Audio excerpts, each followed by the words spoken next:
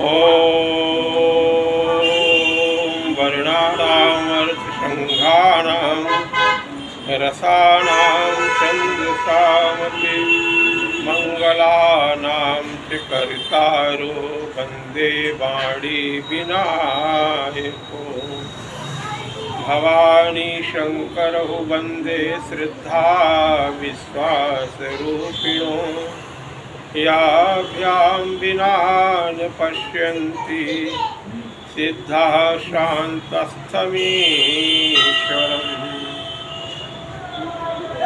लोकाभिरामं रणरङ्गधीरं राजीवनेत्रं रघुवंशनाथं कारुण्यरूपं करुणाकरं तं श्रीरामचन्द्रं शरणं प्रपद्ये। मनोजवं मारुततुल्यवेगं जितेन्द्रियं बुद्धिमतां वरिष्ठं वातात्मजं वानरयूथमुख्यं श्रीरामदूतं शरणं प्रपद्ये। बोलो श्री राम जय राम श्री राम जय राम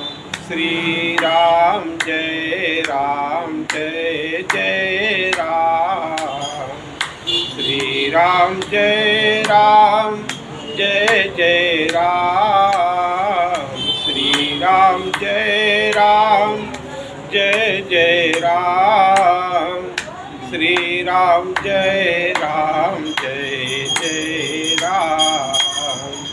श्री राम जय राम। बोलिए श्री वरदानी हनुमान जी महाराज की जय। अनंतानंत ब्रह्मांड नायक दीन बंधु दीनानाथ असरण शरण पतित पावन भक्त वत्सल भक्त जलरंजन कृपा सिंधु कृपा निधान अकारण करुणा वरुणालय मर्यादा पुरुषोत्तम दशरथ नंदन भगवान श्री राम के चरणों में कोटि कोटि बार प्रणाम करते हुए शरणागत भाव रखते हुए आशुतोष अवडरदानी त्रिपुरारी त्रिलोचन कामारी अघारी सुखारी नीलकंठ महादेव चंद्रमौल वृषकेतु बाबा भोलेनाथ के चरणार बिंदुओं का चिंतन मनन और प्रणाम करते हुए आइए भगवान श्री राम की मंगलमयी कथा का जो 45वां भाग है वो आप सभी भक्तों के सामने प्रस्तुत करने का सत्प्रयास किया जा रहा है। निरंतर भगवान की मंगलमयी चर्चा होती रहे ऐसी मंगल कामना करते हैं, लेकिन गृह कार्य नाना जंजाला भगवान की ही कृपा होती है तो भगवान का गुणगान हो पाता है, क्योंकि अति ही कृपा और राम की होई बोले पाव दे यही मार्ग सोई। प्रभु श्री राम के चरणों में यही सद्भाव और मंगल कामना करते हुए कि सकल विघ्न आपकी कृपा हो जाए तो ये सब सहज हो जाएगा। सकल विघ्न अव्यापई नहीं तेहि बोले राम सुकृपा बिलो कहीं जेहि। ये दृढ़ निश्चय करते हुए हनुमान जी महाराज से कि बाबा को अपने मना के रहूँगा, बाबा को अपने मना के रहूँगा, स्वामी को अपने मना के रहूँगा, बाबा को अपने मना के रहूँगा। वरदानी हनुमान स्वामी हमारे, वरदानी हनुमान स्वामी हमारे, सेवक तो रहता है स्वामी सहारे, सेवक रहता है स्वामी सहारे, स्वामी का गुण गान गा के रहूँगा, स्वामी का गुण गान गा के रहूँगा, बाबा को अपने मना के रहूँगा, स्वामी को अपने रिझा के रहूँगा। दीनों के दाता बड़े हैं दयालु, दीनों के दाता प्रभु से मैं अपनी लगन को लगा लूं, प्रभु से मैं अपनी सच्ची लगन को लगा के रहूँगा, सच्ची लगन को लगा के रहूँगा, बाबा को अपने मना के रहूँगा, स्वामी को अपने मना के रहूँगा। केसरी के नंदन है अंजना लाला, केसरी का नंदन है अंजना लाला, शंकर स्वयं है बड़ा भोला भाला, शंकर स्वयं है बड़ा भोला भाला, भक्ति की गंगा बहा के रहूँगा, भक्ति की गंगा बहा के रहूँगा, स्वामी को अपने मना के रहूँगा, बाबा को अपने रिझा के रहूँगा।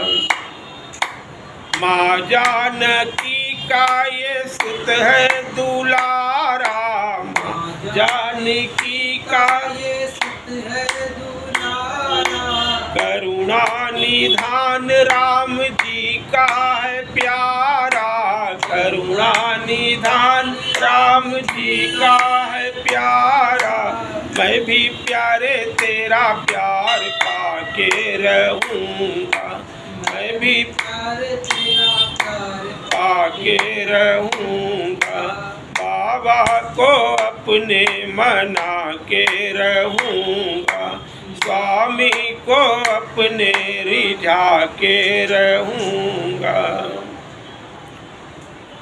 राम नारायण दास दास अपनाते, राम नारायण दास दास अपनाते, दासों का दास हूँ मैं काहे बिसराते, दासों का दास हूँ मैं काहे बिसराते, विरुद्ध याद प्रभु को दिला के रहूँगा, विरुद्ध याद प्रभु को दिला के रहूँगा, बाबा को अपने मना के रहूँगा, स्वामी को अपने रिझा के रहूँगा। बोलिए श्री वरदानी हनुमान जी महाराज की। दीप दीप के भूपति नाना, आए सुनी हम जो पन उठाना। भगवान श्री राम लक्ष्मण गुरुदेव विश्वामित्र जी महाराज धनुष यज्ञ में धनुष की शोभा को देख रहे हैं और उस सभा में सभी ने प्रयास करना प्रारंभ किया। कथा पूर्व की भांति जो 44वें भाग में आपने श्रवण की, उसी से आगे बढ़ते हुए भगवान श्री राम ने वहाँ मंगलमय अपना जब पदार्पण किया तो जिसकी जैसी भावना थी उसी भावना के अनुसार सभी ने भगवान के दर्शन किए। जाकी रही भावना जैसी और प्रभु मूरत देखी तिन तैसी। वहाँ बंदी जनों ने जब प्रण सुनाया, इस धनुष की प्रत्यंचा को जो चढ़ाएगा, इस धनुष का जो भंग करेगा, उसी के साथ में जानकी का विवाह हो जाएगा। उस समय अविवेकी राजाओं ने धैर्य खो दिया, सब दौड़ दौड़ करके धनुष उठाने का प्रयत्न करने लगे। ये उनके अविवेक का ही प्रमाण है कि उनको ये भरोसा नहीं हो रहा था ऐसा न हो कोई हमसे पहले धनुष तोड़ दे। गोस्वामी जी लिखते हैं कैसे दौड़ते हैं, कैसे उठाते हैं।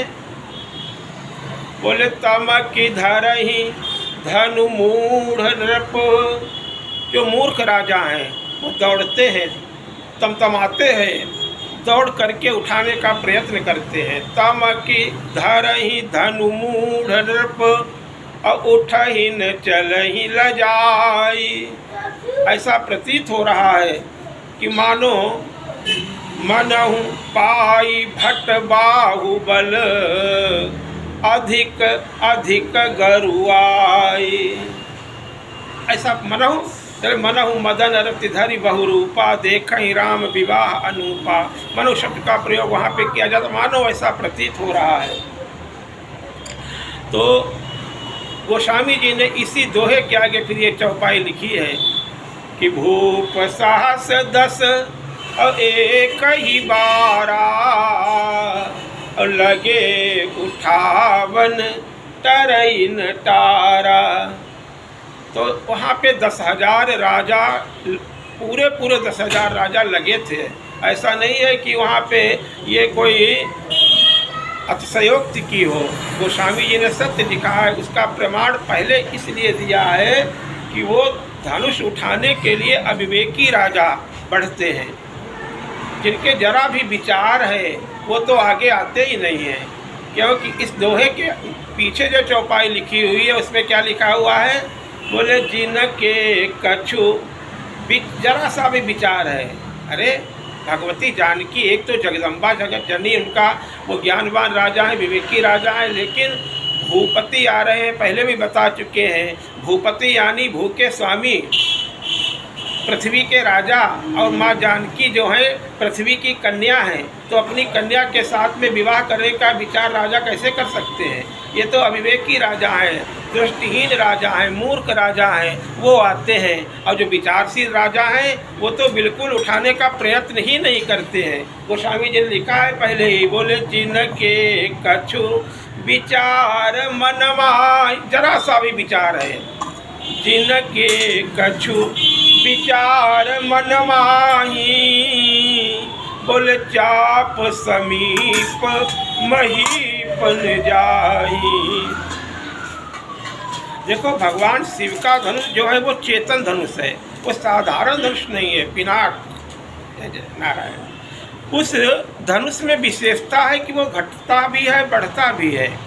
तो जब राजा लोग धनुष उठाने के लिए अविवेकी राजा बढ़ते हैं, तमक की धरई धनुमूढ़ नृप, उठई न चलहि लजाई, तो ऐसा वहाँ पर प्रतीत हो रहा था, दिखाई दे रहा था। मनहु पाई भट, मानव राजाओं के बल को पाकर के वो धनुष धीरे धीरे बढ़ता चला जाता है, जगह बनाता चला जाता है। मनहु पाई, उन राजाओं का बल पाकर के मानो उसके अंदर बल बढ़ जाता है, वो खींच लेता है, चुंबक की तरह उन राजाओं का बल अपने में खींच लेता है, मानो ऐसा प्रतीत हो रहा है। मनहु पाई भट बाहुबल, राजाओं की भुजाओं का बल पाकर के मनहु पाई भट बाहुबल, फिर अधिक अधिक अधिक अधिक बढ़ता जाता है। और फिर गरुआई, फिर वो गरुआपन उसके अंदर बढ़ जाता है, वो उठाए तो उठता ही नहीं है। तो 10,000 राजाओं को मानो उसने चुनौती दी, जाओ सब एक साथ आ जाओ, पूरा अपना बल लगा लो, जोर लगा लो। तो वहीं पे चौपाई गोस्वामी दौड़ पड़े वो राजा, सबको जगह मिल गई, सबने हाथ लगा रखा है। भूप साहस 10 और एक ही बारा, लगे उठावन टरइन टारा। इसका एक प्रमाण आगे चल कर के और है। जब भगवती सीता ने सबने देख लिया कि अपना अपना बल लगा करके और हार करके मुंह नीचा करके जब वो राजा बैठ गए, तो उस समय उन राजाओं का जब हतोत्साहित हो गए, बल क्षीण हो गया, तब महाराज जनक के मन में क्षोभ होगा। और उन्होंने जब ऐसी बात कही तब माँ जानकी ने भी स्तुति की है। कथा के क्रम से आगे बता रहे हैं, यहाँ पे ये धनुष की चैतन्यता की बात बता रहे हैं। तब माँ जानकी ने सबकी स्तुति की, साथ ही उस धनुष की भी स्तुति की। और उसमें कहती हैं कि देखो जिनसे आपने वो बल खींचा है, जो गरुआपन खींचा है, हे पिनाक मैंने बचपन से आपकी पूजा की है, अब ऐसा करो कि वो गरुआपन, वो जड़ता, वो उन राजाओं को लौटा दो और मेरे स्वामी को देख करके, राम जी को देख करके हल्के हो जाओ, बहुत हल्के हो जाओ। यहाँ पे यही बात कहती है कि निज जड़ता लोगन पर डारी, बोले हो हरु रघुपति निहारी। रघुनाथ जी को देख करके आप जो हैं हल्के हो जाओ। तो ये कथा क्रम से बढ़ते हुए सब ने प्रयास किया, वो लेकिन किसी के उठाए नहीं, उठा वो धनुष, उसको उठना ही नहीं है। वो तो इंतजार कर रहा है रघुनाथ जी का। ये अहंकार का प्रतीक है शिव धनुष। इस अहंकार को तोड़ने की सामर्थ्य अहंकारी राजाओं में कैसे हो सकती है? वो अहंकार से अहंकार को तोड़ा नहीं जा सकता है। इसके अंदर समता होगी, वही इस धनुष को तोड़ सकता है। शीलता होगी, सद्गुणों का भंडार जो होगा वही धनुष को तोड़ पाएगा। वो हमारे स्वामी रघुनाथ जी महाराज हैं। सब हतोत्साहित हो गए, सब सिर झुका कर के बैठ गए। अब महाराज जनक के मन में क्षोभ उत्पन्न हुआ, दुखी हो गए। चारों तरफ देखते हैं सब बैठे हुए। ऐसे राजा बैठ गए जैसे अपनी सारी संपत्ति गंवा दी हो, अपना सारा तेज गंवा दिया हो। उस समय महाराज जनक जी ने, यद्यपि आप उस समय आर्त हैं, दुखी हैं, लेकिन कठोर वचन जरूर बोले कि दीप दीप के, न जाने कहाँ कहाँ से राजा आए हुए थे हमारे प्रण को सुन कर के, लेकिन कोई इस धनुष को उठा नहीं पाया। दीप दीप के और भूपति नाना आए सुनी हम जो पन उठा। न कथाएं तो बहुत हैं, लेकिन यहाँ पर एक तरह से ढिंढोरा पीटा गया था। महाराज दशरथ जी के विषय में आता है कि उनको निमंत्रण नहीं गया था, जगह जगह सबका ही निमंत्रण नहीं भेजा था, बल्कि एक उद्घोषणा कर दी थी। पूरे ब्रह्मांड में उद्घोषणा थी। देवता, नाग, असुर, किन्नर, न जाने कौन कौन से ऐसे दिव्यात्माएं जो विविध वेश बना करके उस महोत्सव में सम्मिलित होने के लिए आए थे। तो निमंत्रण आवश्यक इसमें था ही नहीं।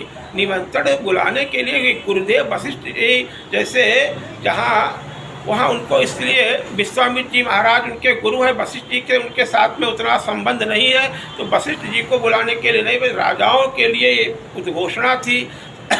तो वहाँ पे महाराज दशरथ जी स्वयं नहीं गए थे। खैर कथाएं भी बहुत हैं, उनका खंडन मंडन नहीं, लेकिन यहाँ किसी को आने के लिए सबको एक तरह से निमंत्रण था, किसी को रोक भी नहीं थी।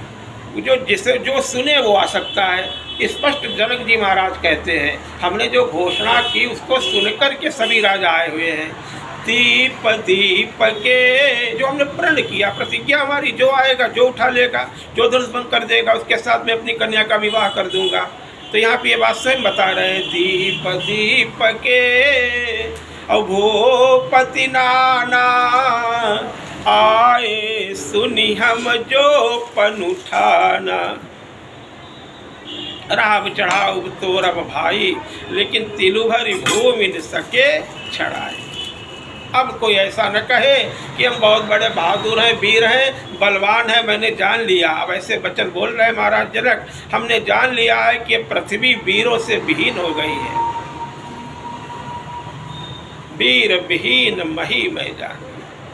ये वचन महाराज जनक जी के सुनकर के सभी राजा तो पहले ही पराजित हो चुके हैं, हतोत्साहित है, और कोई तो वहाँ नहीं बोला। लेकिन छोटे भैया लखन जी ये वचन सहन नहीं कर सके। अब भला उनको ये वचन कैसे सहन होते? जहाँ रघुवंश शिरोमणि रघुनाथ जी विराजमान है, उस सभा में कोई ऐसे वचन बोले तो जनक जी के वचनों को सुनकर के लखन लाल जी की आंखें लाल हो गई, क्रोध से तमतमा गए, लेकिन कहाँ तक धीरज धारण करते और रघुनाथ जी को प्रणाम करके, गुरुदेव को प्रणाम करके खड़े ही हो गए। अरे स्पष्ट नाम लिया, कोई सम्मानजनक शब्द का प्रयोग नहीं किया है। बोले हे जनक, स्पष्ट नाम लिया। इन जनक जी ने ये ऐसे वचन बोले क्यों? लखनलाल जी अपने प्रभु का अपमान कहीं पे भी सहन नहीं कर सकते हैं। अरे कहीं जनक जसी अनुचित बानी, विद्यमान रघुकुल मणि जानी। मैं अपना स्वभाव कहता हूँ, अभिमान नहीं करता हूँ। अगर रघुनाथ जी का अनुशासन पाऊँ, आज्ञा पाऊँ, इस ये छोटे से धनुष की क्या बात है। यहाँ तो वीर शिरोमणि हमारे भैया विराजमान है, रघुकुल शिरोमणि विराजमान है। अगर रघुवंश का एक छोटा सा बालक भी जहाँ विराजमान हो, उपस्थित हो, उस सभा में कोई ऐसी बात नहीं कह सकता है। यहाँ हमारे प्रभु श्री राम जी के होते हुए इन्होंने ऐसी बात कैसी कही? रघुवंशी न महु जहाँ को होई, तही समाज अस कहाई न कोई। कही जनक जसी अनुचित बानी, बोले विद्यमान रघुकुल मणि जानी। रघुकुल शिरोमणि विराजमान है। अरे मैं अपना स्वभाव कहता हूँ। मैं अगर प्रभु का यहाँ पे कभी कभी शंका लोग करते हैं, क्या महाराज लक्ष्मण जी को ऐसे वचन बोलने चाहिए था? उन्होंने ऐसा क्यों कह दिया कि मैं धनुष को कमलनाल की तरह तोड़ सकता हूँ? ये तो अनुचित बात हुई। यहाँ पे जानते हैं कि प्रभु श्री राम के साथ जानकी जी का विवाह होना निश्चित है। पुष्प वाटिका में आपने प्रसंग भी देख लिया है, तो ऐसा बोलना क्या उचित था? यहाँ पे लक्ष्मण जी ने ये बात बोली ही नहीं है। प्रसंग को अगर देखें, अब जैसे सब कुछ कोई कहे और जो बात बोलनी है वो न कहे। लक्ष्मण जी कहें ब्रह्मांड को फोड़ सकते हैं, सुमेरु पर्वत को मूली की तरह तोड़ सकते हैं, ये सब घड़े की तरह ब्रह्मांड को फोड़ सकते हैं, सुमेरु को मूली की तरह तोड़ सकते हैं, और धनुष की चर्चा तक न करें तो लोग कहेंगे बड़ी बड़ी ढीग आ रहे हैं, जो सामने है उसकी तो चर्चा ही नहीं कर रहे हैं। तो यहाँ पे उन्होंने यानी भगवान श्री राम के प्रताप को बढ़ाने वाली बातें की हैं उनको, क्योंकि महाराज लक्ष्मण जी जो हैं, भैया लक्ष्मण जी जो हैं, वो हैं जैसे कि सीता मैया भक्ति के प्रतीक हैं। राग रोष और रोष को उत्पन्न करने वाले राग की प्रतीक हैं। यानी राग ये वाला नहीं, अनुराग वाला राग, जो प्रेम वाला राग, वो उत्पन्न करती है भगवती सीता, और रोष उत्पन्न करते हैं लक्ष्मण जी। नहीं तो भगवान श्री राम तो निर्विकारी हैं, उनके अंदर कभी रोष आता ही नहीं, क्रोध आता ही नहीं। लक्ष्मण जी जब उत्तेजित करेंगे तब भगवान श्री राम उठेंगे। इसलिए लक्ष्मण जी ने ऐसे वचन बोले, जो तुम्हारे अनुशासन पावऊं, हे प्रभु, और कंदुकैव ब्रह्मांड उठावऊं, और काचे घट जिमीदार हूँ फोरी। सुमेरु पर्वत को सकऊ मेरु मूलक जिमी तोरी, तब प्रताप महिमा भगवाना, को बापुरो पिनाक पुराना। अगर कौतुक देखना चाहते, कौतुक निधि कृपाल, अगर खेल यहाँ ये शर्त हटा दी जाए, ये प्रण हटा दिया जाए, कौतुक देखना चाहते धनुष की मैं क्या हालत करूं? अगर आप आज्ञा दिए तो मैं इसको कौतुक यानी खेल दिखलाने वाला, अगर यहाँ पे कोई खेल ही देखना चाहते हैं, विवाह वाली शर्त हटा दी जाए तो मैं ऐसा कर सकता हूँ। कौतुक करऊँ बिलो की सोई, कमल नाल जिम चाप चढ़ावऊँ, और जोजन सत प्रमाण लय धावऊँ। 100 योजन तक से दौड़ता हुआ चला जाऊँ, कमल की नाल के समान इसको चढ़ा दो, इस तरह के ऊपर प्रशंसा। और तो कैसे तोड़ो इसको? बोलो जैसे छत्र आपने देखे होंगे, बरसात के समय में छत्र को छोटे छोटे छत्ते सफ़ेद सफ़ेद जमाते हैं, उनको मसल दो एकदम से टूट जाते हैं। तो ऐसे ही तोड़ऊँ छत्र का दंड जिमी, और तब प्रताप बलनाथ, जो न करो प्रभु पद सफत, कर न धरऊँ धनुवात।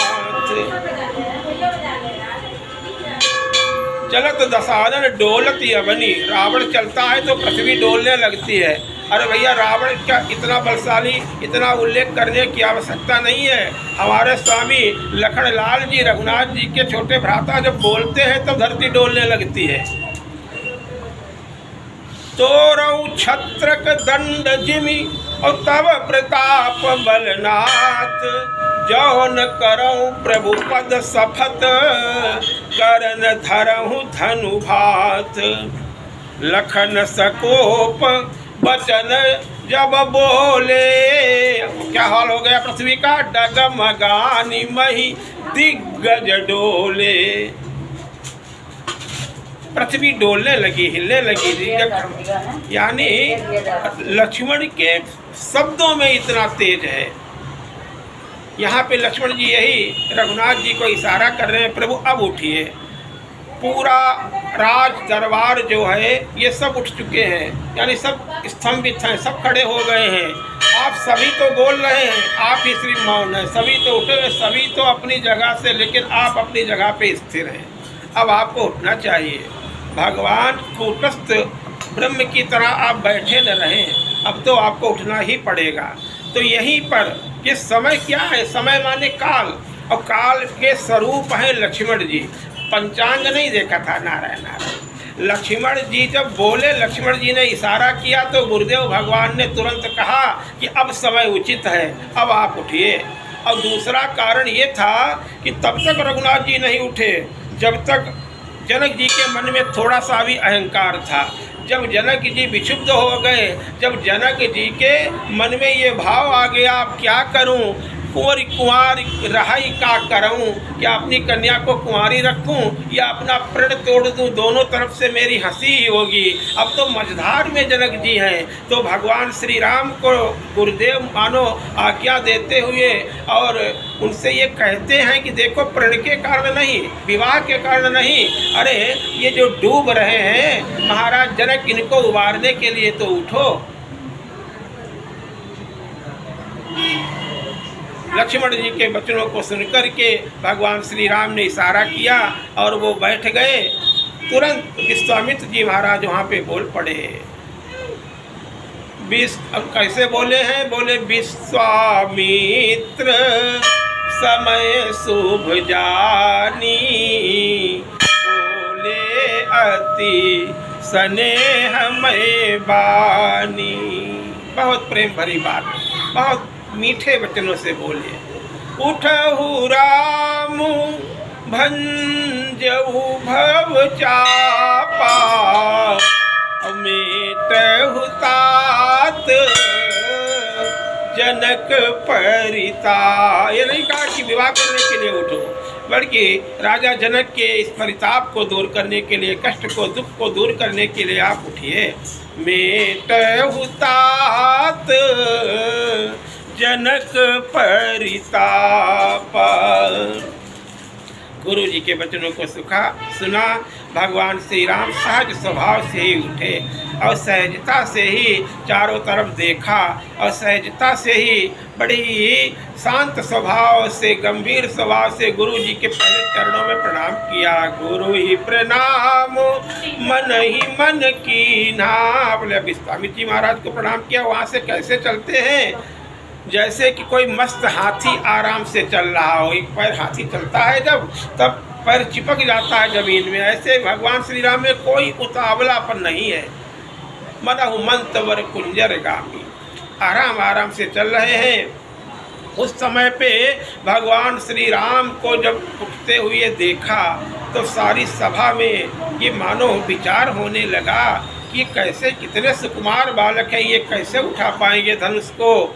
और माता सुनैना के हृदय में बड़ा ही क्षोभ हुआ, दुखी हुई कि देखो वैसे ही हमारी बहुत हंसी हो चुकी है, अब इस सुकुमार बालक को, इनकी हंसी होगी तो हमें बहुत दर्द होगा, बहुत दुख होगा, इनकी हंसी मत कराओ। सखियों ने समझाया कि देखो, इनको छोटा मत समझो, छोटा अंकुश होता है लेकिन हाथी को बस में कर लेता है।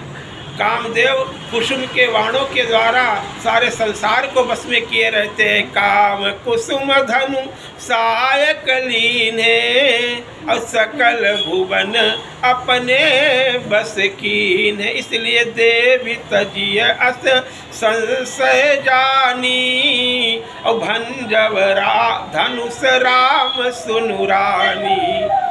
सखी के वचनों को सुनकर के थोड़ी प्रकाश हुआ। माँ जानकी ने, किशोरी जी ने देखा, अब तो सबकी विनय करने लगी। हे गिरिराज, हे गणेश, हे गणनायक, मैंने आपकी पूजा की है। आज तक मैंने जो आपकी पूजा की है, इसका फल देने का समय आ गया है। बार बार विनती सुन मोरी, करहु चाप गरुता अति सुंदरी। गिरिजा शंकर जी की निहोरा कर रही हैं, प्रार्थना कर रही हैं, आप अपने इस धनुष की गुरुता को कम कर दें। माँ जानकी जी ने सबकी स्तुति की, देवताओं को मना रही हैं, फिर सोचा जिसको टूटना है उसको तो भूल ही जा रहे हैं। अब सीधे धनुष के साथ में अपना संबंध यानी वार्तालाप शुरू कर दिया।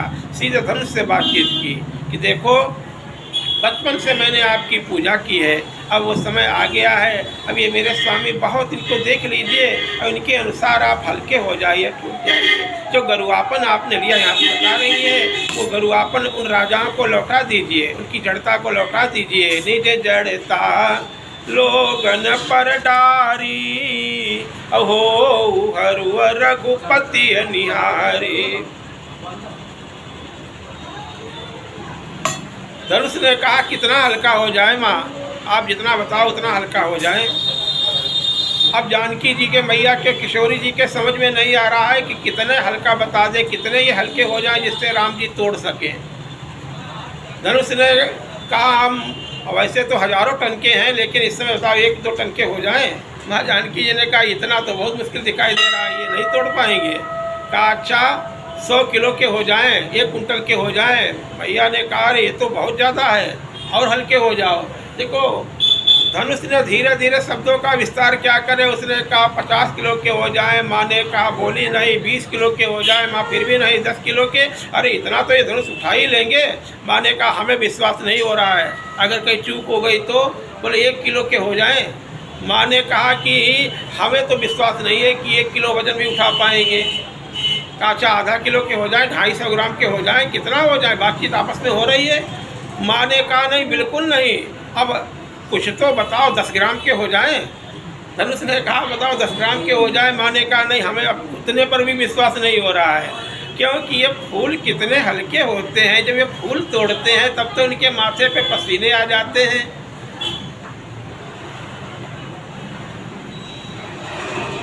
माँ जानकी जी ने देखा था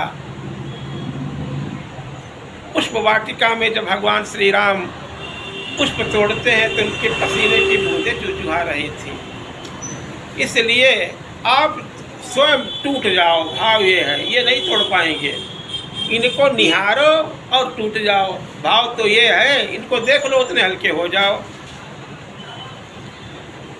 बोले निज जड़ता लोगन पर डारी, हमसे न पूछो। हो हरु रघुप, आप स्वयं देख लो कितना तोड़ पाएंगे। हो हरु रघुपति निहारी।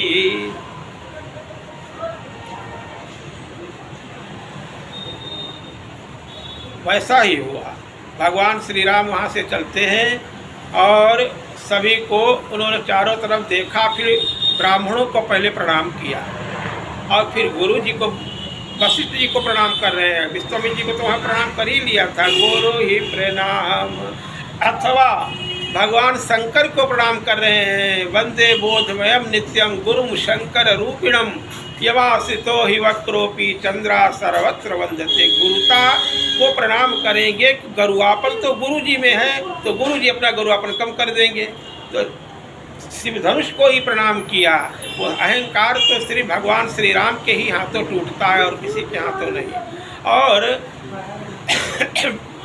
व्याकुल देख करके जानकी को कि ज़्यादा अब ये तो बहुत व्याकुल हो रही हैं, अगर वर्षा समय पर हो, खेती सूख जाए, फसल सूख जाए, बाद में वर्षा होती रहे अमृत की, तो क्या फ़ायदा।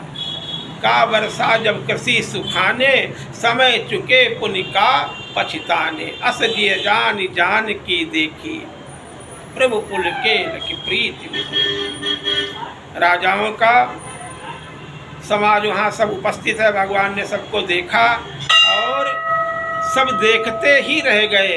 लेते चढ़ावत खींचत गाढ़े, अब काहू ने लखा देख सब ठाढ़े।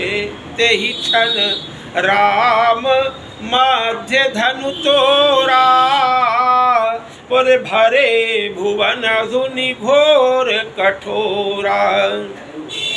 जय जयकार होने लगी, धनुष भंग की आवाज चारों तरफ गूंजने लगी। पर भुवन घोर कठोर रवर विबाज तज मार्ग चले। सब चारों तरफ उकल बिकल हो गए, पृथ्वी डगमगाने लगी और सबने ये जान लिया कि रघुनाथ जी ने धनुष तोड़ दिया है। शंकर चाप जहाज सागर रघुवर बाहुबल, बूढ़ सकल समाज चढ़ा जो प्रथम ही मोह बस। जय जयकार हो गई। बोलिए सियावर रामचंद्र की जय हो। धनुष टूट गया और जय जयकार सभी हो रहे, सभी लोग कर रहे हैं। चारों दिशाओं में ये शब्द गुंजायमान हो गया। उस समय माँ जानकी को सखियाँ लेकर के आती हैं और भगवान श्री राम के गले में जयमाला डालने के लिए कहती है। माँ संकुचित हो रही हैं। अरे गावही छवि अब लोक की सहेली, असिय जयमाल राम उर्मिली। बोले सियापति रामचंद्र भगवान की जय। अगला प्रसंग जो है यहाँ पर भी थोड़ा वार्ता विस्तार पूर्वक करनी होगी और ज़्यादा विस्तार में करते हुए थोड़े समय में ऐसे छोटे छोटे वीडियो बना करके आप सबके सम्मुख प्रस्तुत करते रहेंगे, जिससे आप लोगों को भी ज़्यादा देर ये न चलाना पड़े और भगवान श्री राम का गुणगान होता रहे, निरंतरता बनी रहे। बार बार यही भगवान श्री राम से प्रार्थना करते हैं। आप सभी भी शुभकामनाएं करें। सभी भक्तों को भगवान श्री राम के मंगलमय इस कथा में सादर आमंत्रित करते हैं कि पहले के भी भाग जो भाग 1 से पुजारी राम नारायण दास के नाम से 9वें भाग तक इस चैनल के माध्यम से आप देखें। उसके बाद श्री वरदानी हनुमान जी मंदिर के नाम से जो चैनल इस पर कथा आप देख रहे हैं, इससे कथा सुने। निरंतर भगवान श्री राम के मंगल में कथा श्रवण करते रहें और हमें प्रेरित करते रहें। बोलिए सियावर रामचंद्र की। 2 बार प्रभु का नाम बोले। बोलो श्री राम जय जय।